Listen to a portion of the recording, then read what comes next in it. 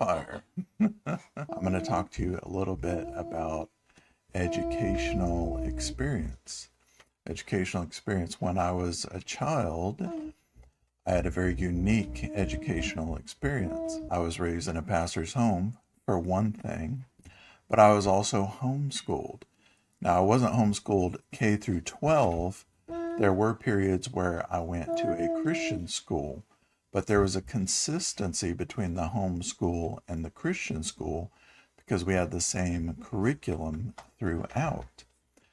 I learned to read at a very young age. I recall being able to read full sentences at the age of 4. Now, maybe I was reading before that. I'm not sure. Somebody else might know the answer to that question better than I do. I also remember learning things as a child, like my younger sister Abigail, who's 2 years younger than me, helped me learn to tie my shoes. Okay, that'll tell you something a little bit different. We have contrasting personalities. She's more into the physical and I'm more into the head realm, so I like to think a lot. I went to homeschool and Christian schools growing up, and then I went to a Christian college where I endeavored to pursue my first degree.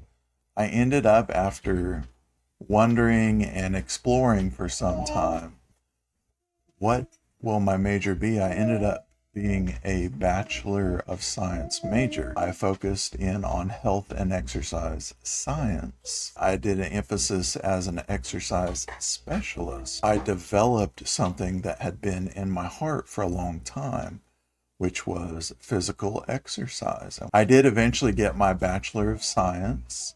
I was very happy about that. I took a little break from education, but I never stopped learning. Eventually, I went back, pursued a Master of Public Administration. I chose the public administration route. On the way to get my first master's, hint, there is a second master's coming. On the way to get my first master's, I elected to get a certificate, a master's level certificate. There were several options. Because I grew up in the church doing church work, I opted for nonprofit management.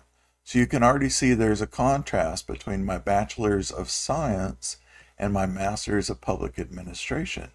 You might be thinking these two don't go together. I have a wide mind and a lot of variety of interests. I began to seek God more and more in my adult life. Seeking God is a lifelong process, and I also believe that education is a lifelong process. Education does not have to be formal. It can be very informal. It can look like going to the library and reading books.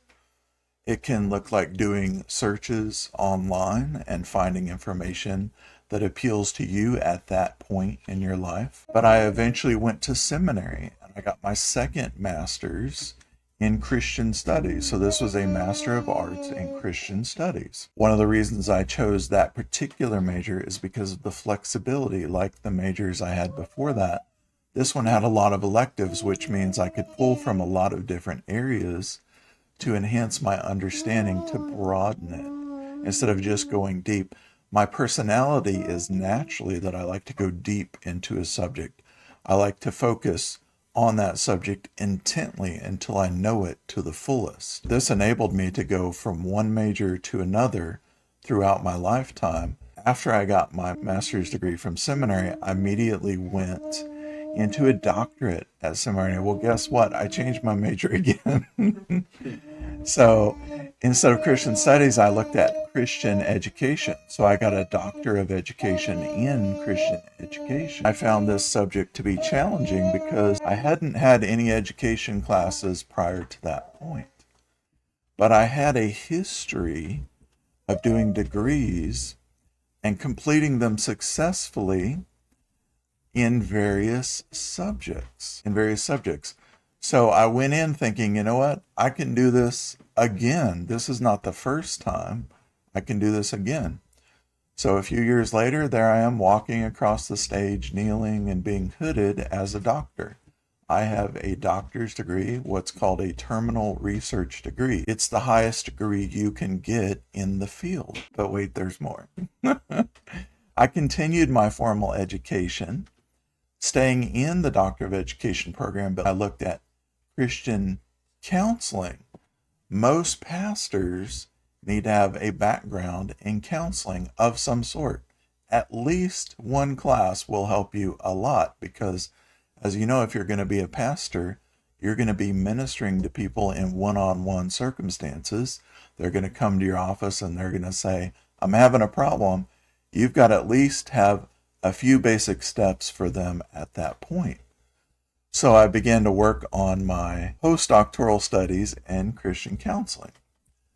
But aside from my formal education, I was always pursuing something else in the background, either at the same time or between my various degrees. I always had other interests, and those are many and varied, and I'm not going to go into what all they were, but they were there. So I was always studying something. Sometimes it was something physical, sometimes it was something more mental, but I always enjoyed learning. Learning has been one of the highlights of my life. I've varied my learning to give myself both breadth and depth in my understanding. How many of you know in order to get into an educational program, there's what's called barriers to entry? My dad really hit on this topic today when he was talking about breakthroughs. In order to get into a school, in order to get into a program, in order to get into a major, there's some barriers to entry. When I was going to get my first master's degree, I looked at some other programs and I had to count the cost. What are the barriers of entry to get into this program?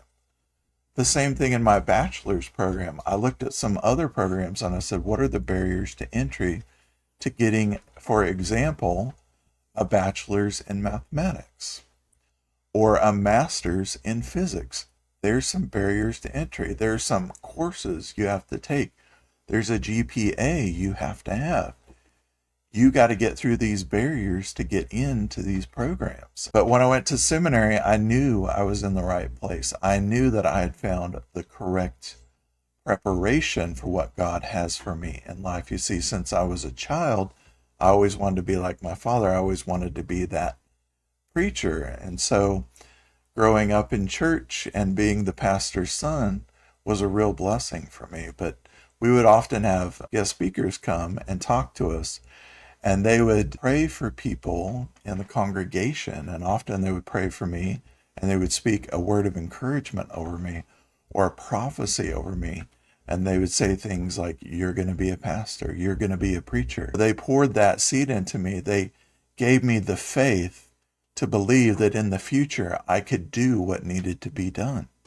I could serve God. I could speak on his behalf. I could bring his words out of the supernatural into the natural. I've always had a reticence for being recorded or publicly speaking. One of the hardest things I do in life right now is standing before you every week and talking to you live on our broadcast. This is a challenge for me. I can still remember all the way back to my bachelor's program, I had a course in communications. And it's funny because Jessica also mentioned getting a degree in communications. There was an older guy, but he was small and petite, very energetic, and his name was Dr. Mukasa. As you can imagine, he was from Africa. Nigeria, says Jersha. I believe she had him for classes too. Everyone loved Dr. Mukasa because he brought the good energy when he was speaking. But he had everyone in the class record themselves. And let me tell you, when I watched myself give a speech, it was almost as bad as actually having to give the speech. I learned a lot from Dr. Mukasa, and he encouraged me and helped me develop and grow in my ability to speak. But let me tell you, there's nothing like getting a doctorate that will prepare you for speaking in front of a crowd, because every single class, at least once, you got to get up behind the podium. You got to stand in front of your peers who are presumably, because they've crossed the barriers to entry, they're on the same intellectual level as you. Now, the truth is some people are a little lower and others are a little higher, and that's okay, but you're all there for the same purpose, and you're all there and you're sharpening each other as you go forward. But you get up and you speak. Maybe it's 15 minutes, maybe it's 25, maybe it's closer to an hour, but you also take some questions and you provide some answers. Thankfully, I don't have to do that here with you guys, but I could. I could. And getting a doctorate prepared me to be able to speak to you the way I do right now. One of the professors, he really frowned on PowerPoints. All the other professors were like, please provide a PowerPoint. We want to see something while you're speaking. That's one of the things I love about Jessica's presentations. She always includes a visual element, and that really boosts what she has to say and it makes it stick. That, by the way, is an educational term, make it stick. The visuals are great, but one professor, he's like, listen, okay, I don't want you creating a PowerPoint. I might even mark you down if you create a PowerPoint. A PowerPoint is a crutch. A PowerPoint is something you have to lean on because you don't know what it is you're saying well enough to not just read it off of a slide. And I can tell you, I did a lot of reading off of the slide. And so did a lot of other people. But that's part of the learning process. You learn and you grow and you eventually get to the point where you can just come and deliver the Word of God as it's given to you. I have a lot of great sermons for you guys in the future, but today I just wanted to share with you about my personal educational experience so you could understand I have a wide variety of interests. I have a depth of knowledge. And there's so many things I want to share with you guys. There's no way to unpack it in one sermon or even in a series. It's a lifelong process. So I hope that you guys are going to hang in with McKinney Ministries. I hope you're going to tune in every Sunday at 1:30 and check us out. We go live. We live stream on YouTube and Facebook. I believe those are our platforms right now. And if you do miss a live stream, you can usually catch it again on our YouTube page. It's posted right there for you to see. And we welcome you to join us every Sunday at 1:30 p.m. Eastern Time. And I want to finish by saying I love you. And when we say we love you, what we're doing is we're speaking words of life to you. We're giving that good energy to you. We want you to be blessed and encouraged by what we say to you. So I finish every Sunday with love. I love you.